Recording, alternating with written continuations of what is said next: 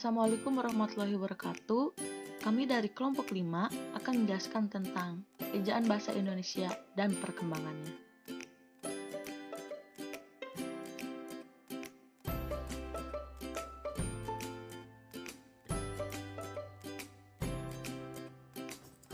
Pengertian dan fungsi ejaan. Ejaan adalah segala peraturan yang melambangkan bunyi ujaran, menghubungkan dan memisahkan lambang-lambang. Secara sederhana, ejaan meliputi aturan penulisan huruf, penulisan kata, penulisan unsur serapan, dan penulisan tanda baca. Adapun fungsi dari ejaan adalah sebagai berikut. Yang pertama, sebagai landasan pembakuan tata bahasa. Yang kedua, sebagai landasan pembakuan kosakata dan peristilahan. Yang ketiga, penyaring masuknya unsur-unsur bahasa lain ke dalam bahasa Indonesia. Selanjutnya adalah ejaan Van Ophuijsen. Siapa perancang ejaan Van Ophuijsen? Ejaan ini ditetapkan pada tahun 1901.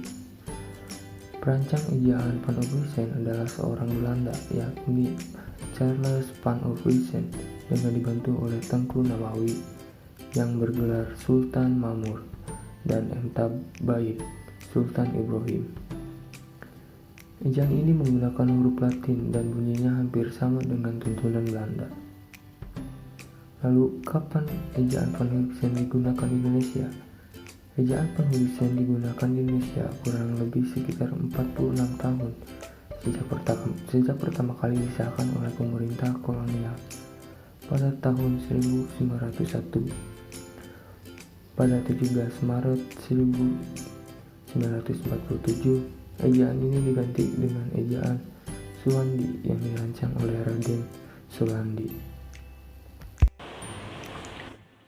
Lalu apa yang digunakan dalam ejaan Van Ophuijsen?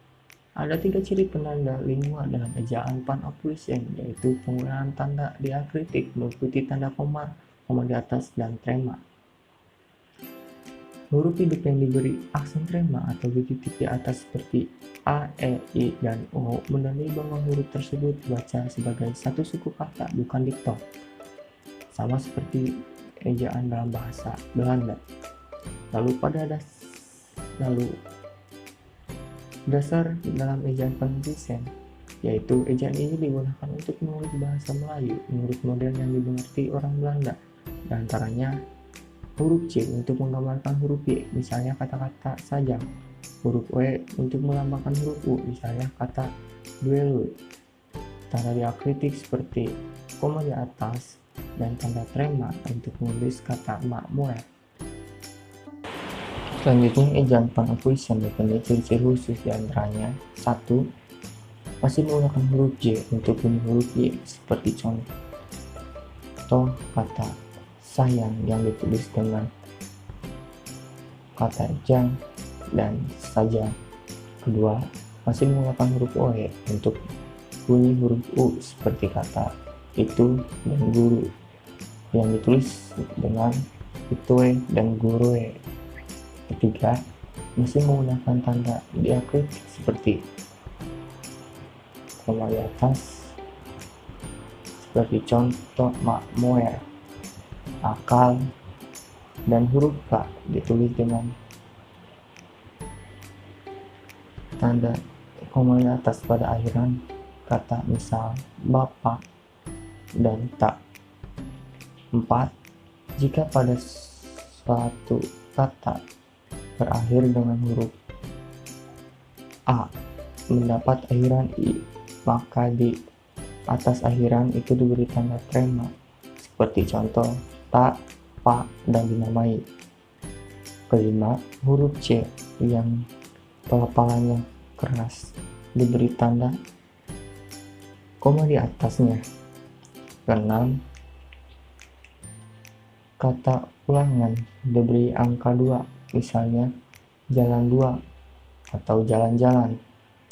Ketujuh, kata menjemuk dirangkai ditulis dengan 3 cara. Dirangkai menjadi 1, misalnya hoe balang, apabila, dan sebagainya. B. dengan menggunakan tanda penghubung, misalnya rumah, strip sakit, dan sebagainya. C.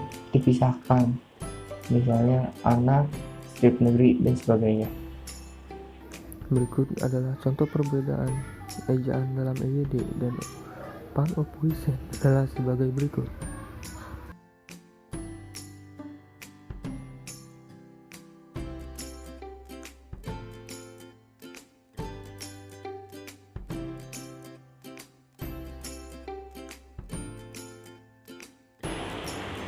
Lalu selanjutnya adalah ejaan Swandi. Ejaan ini menggantikan ejaan Pan-of-Wissem setelah diresmikan pada tanggal 19 Maret 1947 berdasarkan surat keputusan Menteri Pendidikan, Pengajaran, dan Kebudayaan Republik Indonesia nomor 264 /BHG.A pada tanggal 19 Maret 1947. Kemudian diperbarui dengan lampiran pada surat keputusan pada tanggal 1 April 1947 nomor 345 /BHG.A. Peraturan ejaan yang baru ini disebut ejaan Republik atau ejaan Swandi. Kenapa disebut ejaan Swandi? Karena penyusunnya adalah Raden Swandi yang waktu itu menjabat sebagai Menteri Pendidikan, Pengajaran, dan Kebudayaan. Ejaan ini dikenal juga sebagai ejaan Republik. Pembaharuan dari ejaan Swandi terletak pada penggunaan diftong atau gabungan dua huruf vokal seperti OE yang diganti dengan huruf U dan dihapuskannya tanda apostrof. Tanda apostrof ini diganti menjadi huruf K atau tidak ditulis sama sekali seperti contoh sebagai berikut. Jumat yaitu Jumat, rakyat yaitu rakyat, maaf yaitu maaf. Lalu ejaan Swandi mempunyai ciri-ciri khusus, diantaranya 1. Menggunakan huruf OE dalam ejaan Pan-of-Wissem berubah menjadi huruf U seperti pada contoh kata guru, itu, dan kubur. Kedua, masih menggunakan huruf DJ jalan untuk kata jalan, J payung untuk kata payung, EJ bunyi untuk kata bunyi, DJ cukup untuk kata cukup, CH tarik untuk kata tarik. Ketiga, tanda pemberi atas untuk bunyi setak dihilangkan dan ditulis dengan kata K seperti pada contoh kata tak, pak, makmur, dan rakyat. Keempat, kata ulang masih seperti ejaan Pan-of-Wissem ditulis dengan angka 2 seperti anak 2 yaitu anak-anak, jalan 2 yaitu jalan-jalan. Ke barat 2an yaitu ke barat-baratan. Awalan di dan kata depan di keduanya ditulis serangkai dengan kata yang mengikutinya seperti kata depan, di pada, di rumah, di kebun, disamakan dengan imbuhan di pada, tulis di karang. Kelima, huruf E keras dan huruf E lemah ditulis tidak menggunakan tanda, misalnya ejaan, seekor, dan sebagainya. Keenam, tanda trema pada huruf A dan I dihilangkan seperti kata dinamai menjadi dinamai.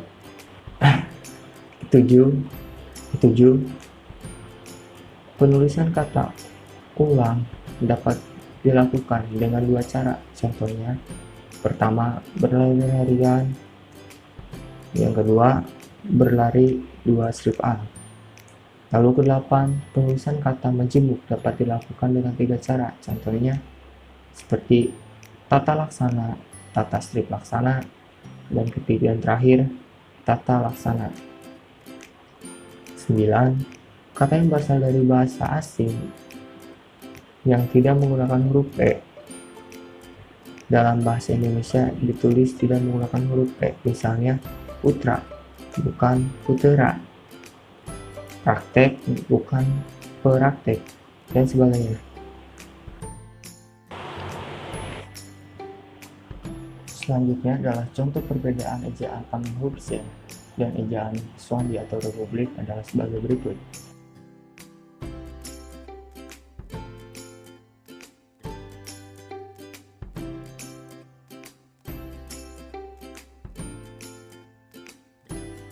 Selanjutnya, ejaan pembaharuan.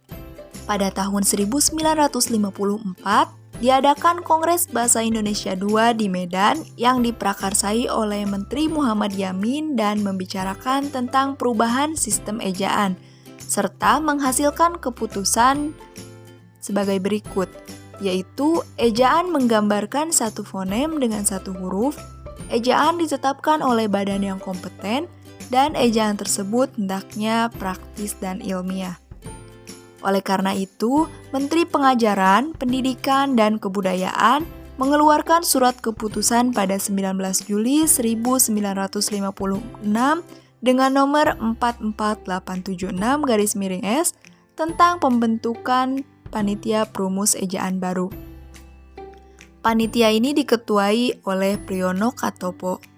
Setelah bekerja selama 1 tahun, badan yang dibentuk oleh menteri berhasil merumuskan patokan-patokan baru pada tahun 1957.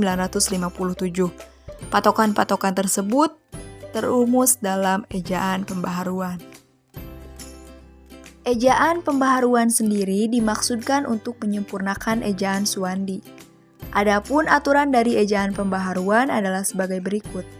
1. Ejaan pembaharuan membuat pedoman satu fonem dengan satu huruf. Artinya terjadi penyederhanaan ejaan, yakni huruf yang berupa gabungan konsonan disederhanakan menjadi satu huruf tunggal. Seperti gabungan konsonan DJ menjadi J, NG menjadi simbol N, NJ menjadi N dengan tanda baca di atas hurufnya, SJ menjadi S dengan simbol di atas hurufnya. Adapun contoh dari aturan ini terdapat pada kata menyanyi. Dalam ejaan Swandi ditulis menjanji dengan kata NJ. Kemudian dalam ejaan pembaharuan, huruf NJ diganti menjadi N dengan simbol di atasnya. Yang kedua, huruf yang berdiftong AI, AU, dan OI diucapkan menjadi ai, au, dan oi. Misalnya pada kata kerbau, ditulis AU dan dibaca menjadi kerbau. Sungai, ditulis AI, dibaca menjadi sungai. Dan koboi, ditulis OI, dibaca menjadi koboi. 3. Tanda hubung tidak digunakan dalam kata berulang yang memiliki makna tunggal. Contoh, kupu-kupu dan alun-alun tidak menggunakan tanda hubung. Namun sayang sekali, ejaan pembaharuan ini tidak jadi diresmikan sehingga belum pernah diberlakukan. Karena sistem ejaan pembaharuan memiliki kelemahan, yakni sulitnya menulis huruf yang menggantikan fonem ketika menggunakan mesin ketik, karena pada mesin ketik tidak ada tuts huruf untuk menyimbolkan fonem. Oleh karena itu, sistem ejaan tersebut sangat menyulitkan penggunanya. Selanjutnya ada ejaan Melindo. Ejaan ini dikenal pada akhir tahun 1959 dalam perjanjian persahabatan Indonesia dengan Malaysia. Pembaharuan ini dilakukan karena adanya beberapa kosakata yang menyulitkan penulisan. Akan tetapi rencana ini gagal karena adanya konfrontasi Indonesia dengan Malaysia pada tahun 1962. Ejaan Melindo itu menggunakan 6 huruf vokal, 3 diftong, dan 21 konsonan. Perbedaannya ialah muncul huruf baru yakni C yang menggantikan J dan NC yang menggantikan NJ. Contohnya, cinta menjadi cinta. Muncul fonem F, Sh, dan Z. Contohnya adalah fikiran, syair, dan zakat. Lalu ada ejaan baru. Ejaan baru atau ejaan LBK adalah ejaan bahasa Indonesia yang dikeluarkan pada tahun 1967. Ejaan ini adalah kelanjutan dari ejaan Melindo.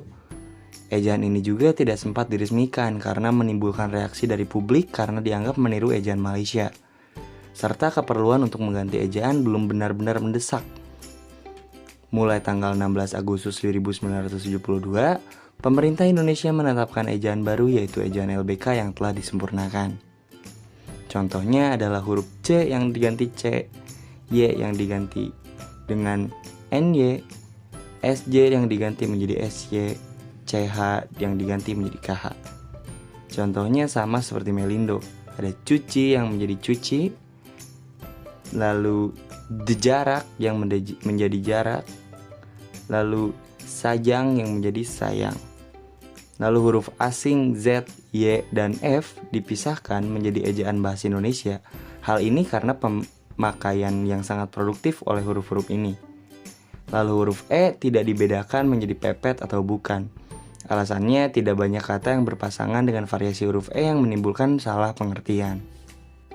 Halo teman-teman, kini kita masuk ke subbab EYD. EYD merupakan singkatan dari ejaan yang disempurnakan.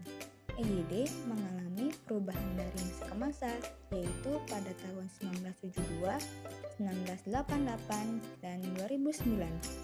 EYD dilatar belakangi oleh ejaan baru atau ejaan LBK sebagai cikal bakal konsep EYD yang awal mula konsepnya diperkenalkan oleh Lembaga Bahasa dan Kesastraan. Konsep EYD tersebut dilengkapi pada pelaksanaan seminar Bahasa Indonesia di Puncak pada tahun 1972 yang kemudian diatur dalam SK Menteri Pendidikan dan Kebudayaan tanggal 20 Mei 1972 nomor 3/A-I-72. Pada tahun yang sama, pada tanggal 17 Agustus, diresmikanlah aturan ejaan baru dengan Kepres nomor 57 tahun 1972 dengan nama EYD. Masih di tahun yang sama, pada tanggal 12 Oktober, Departemen Pendidikan dan Kebudayaan mengeluarkan Pedoman Umum Bahasa Indonesia yang disempurnakan dengan surat keputusan nomor 156-P/1972. Terdapat 7 ciri khas EYD pada tahun 1972, diantaranya yang pertama, huruf diftong. Huruf diftong oi hanya ditemukan di belakang kata, misalnya oi pada kata amboy. Yang kedua, bentuk gabungan konsonan KH, NG, NY, dan SY termasuk kelompok huruf konsonan. Yang ketiga, masih menggunakan dua istilah yaitu huruf besar dan huruf kapital. Yang keempat, penulisan huruf hanya mengatur dua macam huruf yaitu huruf besar atau huruf kapital dan huruf miring. Yang kelima, penulisan angka untuk menyatakan nilai uang menggunakan spasi antara lambang dengan angka, misalnya Rp spasi 500,00. Yang keenam, tanda petik dibedakan istilah dan penggunaannya menjadi dua, yaitu tanda petik ganda dan tanda petik tunggal. Yang ketujuh, terdapat tanda ulang berupa angka 2 biasa, bukan kecil di kanan atas atau juga bukan di kanan bawah, yang dapat dipakai dalam tulisan cepat dan notula untuk menyatakan pengulangan kata dasar, misalnya dua-dua, mata-mata, dan hati-hati. Setelah EYD disahkan, Kemendikbud menetapkan PUEYD atau Pedoman Umum Bahasa Indonesia yang disempurnakan dan Pedoman Umum Pembentukan Istilah yang diterbitkan pada tanggal 27 Agustus 1975. PUEYD ini menjadi PUEYD edisi pertama dengan keputusan Menteri Pendidikan dan Kebudayaan nomor 0196-U-1975. Kemudian Kemendikbud menetapkan kembali PUEYD edisi kedua pada tahun 1988 tanggal 9 September dengan keputusan Mendikbud nomor 0543-U-1988. Terdapat 5 ciri khas PUED 1988, diantaranya penggunaan huruf kapital dalam ungkapan yang berhubungan dengan nama Tuhan, huruf kapital sebagai huruf pertama nama orang, huruf kapital yang digunakan sebagai nama khas geografi, huruf kapital yang digunakan sebagai nama resmi badan dan dokumen resmi, dan yang terakhir, penulisan angka untuk menyatakan nilai uang menggunakan spasi antara lambang dengan angka. Kemudian, pada tahun 2009, Mendikbud juga mengeluarkan PUED edisi ketiga yang diterbitkan atas dasar Peraturan Mendikbud Nomor 46 Tahun 2009 tentang Pedoman Umum Ejaan Bahasa Indonesia yang disempurnakan dan berlaku sejak 31 Juli 2009. Terdapat ciri-ciri khusus PUED tahun 2019 ini. Terdapat ciri khusus PUED tahun 2009 ini. Di antaranya, huruf diftong oi ditemukan pada posisi tengah dan posisi akhir dalam sebuah kata, misalnya boykot dan hamboy. Yang kedua, bentuk KH, NG, NY, dan SY dikelompokkan menjadi gabungan huruf konsonan. Yang ketiga, penulisan huruf masih tetap mengatur dua macam huruf, yaitu huruf besar atau huruf kapital dan huruf miring. Yang terakhir, tanda garis miring terdapat penggunaan tambahan, yaitu tanda garis miring ganda untuk membatas penggalan-penggalan dalam kalimat untuk memudahkan pembacaan naskah. Dalam PUED edisi ketiga ini, terdapat 4 hal utama yang dijabarkan. Yang pertama, pemakaian huruf. Yang kedua, penulisan kata. Ketiga, pemakaian tanda baca. Yang terakhir, penulisan unsur serapan. Ejaan Bahasa Indonesia atau EBI tahun 2015 sampai sekarang. Pemerintah terus mengupayakan pembenahan terhadap ejaan bahasa Indonesia melalui Badan Pengembangan dan Pembinaan Bahasa Indonesia. Pasalnya, pemerintah meyakini bahwa ejaan merupakan salah satu aspek penting dalam pemakaian bahasa Indonesia yang benar. Ejaan bahasa Indonesia ini diresmikan pada tahun 2015 di masa pemerintahan Joko Widodo dan Anies Baswedan sebagai Menteri Pendidikan dan Kebudayaan Republik Indonesia. Berdasarkan Peraturan Menteri Pendidikan dan Kebudayaan Republik Indonesia Nomor 50 Tahun 2015 tentang Pedoman Umum Ejaan Bahasa Indonesia, EBI pun resmi berlaku sebagai ejaan baru bahasa Indonesia. Latar belakang diresmikan ejaan baru ini adalah karena pengembangan pengetahuan, teknologi, dan seni sehingga pemakaian bahasa Indonesia semakin luas. Ejaan ini menyempurnakan EYD terutama dalam penambahan diftong, penggunaan huruf kapital, cetak tebal, dan cetak tebal. Berikut ini adalah beberapa ketentuan dalam ejaan bahasa Indonesia. Contohnya adalah penambahan huruf vokal diftong. Pada EYD, huruf diftong hanya 3, yaitu AI, AU, AO. Sedangkan EBI, huruf diftong ditambah 1, yaitu EI. Misalnya pada kata geser dan survei. Lapal huruf E menjadi 3 jenis, contohnya seperti pada lapal petak, kena, dan militer. Penggunaan huruf tebal. Dalam EYD, fungsi huruf tebal ada 3, yaitu menuliskan judul buku, bab, dan semacamnya, menghususkan huruf, serta menulis tema atau subtema dalam kamus. Dalam EBI, fungsi ketiga dihapus, penulisan cetak tebal untuk menegaskan bahwa tulisan yang sudah ditulis miring dan bagian-bagian karangan seperti judul, bab, dan subbab. Penggunaan huruf kapital. Pada EYD tidak diatur bahwa huruf kapital digunakan untuk menulis unsur julukan, sedangkan dalam EBI, unsur julukan tidak diatur ditulis dengan awal huruf kapital. Huruf kapital pada nama julukan seseorang. Contohnya Pak Haji Bahrudin. Tanda elipsis digunakan dalam kalimat yang tidak selesai dalam dialog.